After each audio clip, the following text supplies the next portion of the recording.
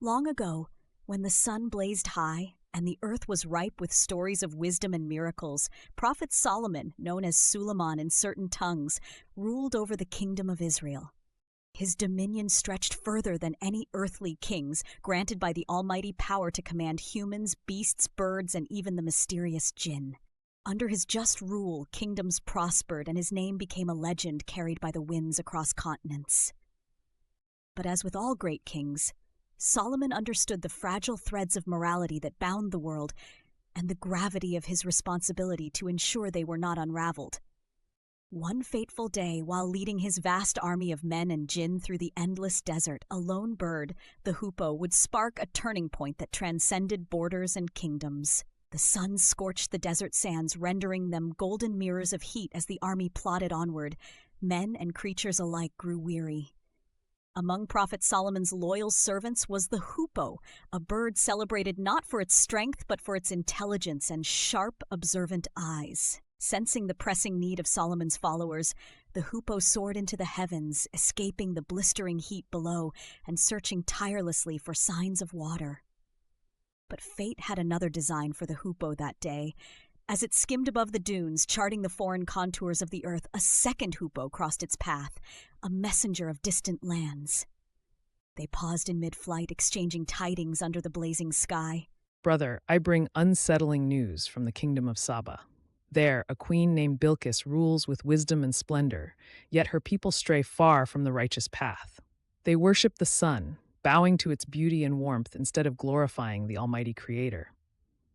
The hoopoe's feathers bristled at the thought.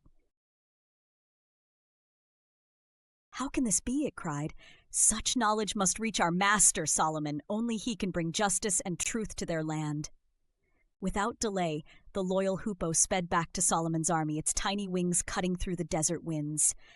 Upon reaching the Prophet King's camp, it fluttered down before him, bowing in reverence. "My lord," it began, its voice chirping but steady, "I bear extraordinary news. In a kingdom far to the south, ruled by a woman of great wisdom named Bilqis, her people bow not to the Almighty but to the sun above. I saw it myself, a land filled with wealth, yet blind to the truth." Solomon's gaze sharpened, his commanding presence enveloping the bird as he listened. Though he ruled with the authority of a monarch, his true role was that of a prophet, and the hoopoe's report cut through him deeply. Idolatry was not merely a disobedience to the divine, it was an ailment of the spirit that drew entire peoples away from their creator.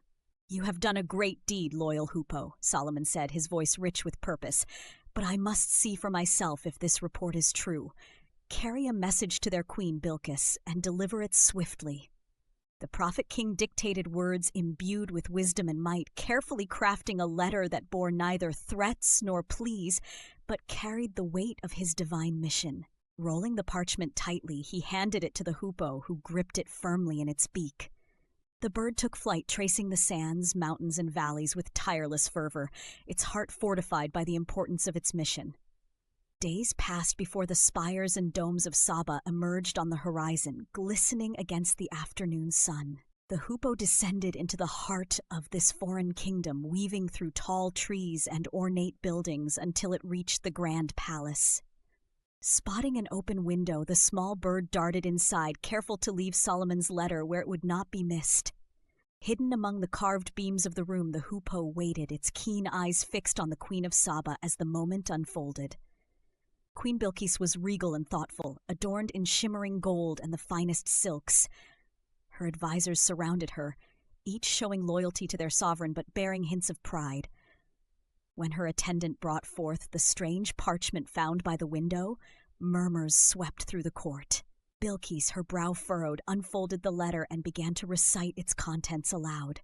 "In the name of Allah, the most gracious, the most merciful, do not exalt yourselves against me, but come to me in submission to God." The room fell silent, the weight of the words settling like a stone. Who was Solomon to command the mighty kingdom of Saba? Though his reputation reached far and wide, the ministers and generals bristled at the boldness of his decree. "Your Majesty," one advisor began, his voice sharp, "this man seeks dominion over us. Saba is a power unto itself. We should prepare for war." But Bilqis remained unmoved. Known for her wisdom, she saw beyond prideful bluster and rash decisions. No, she said firmly, silencing the room. Wars breed grief, and destruction follows close behind. We must learn who this Solomon truly is. Is he simply a proud king, hungering for wealth and control?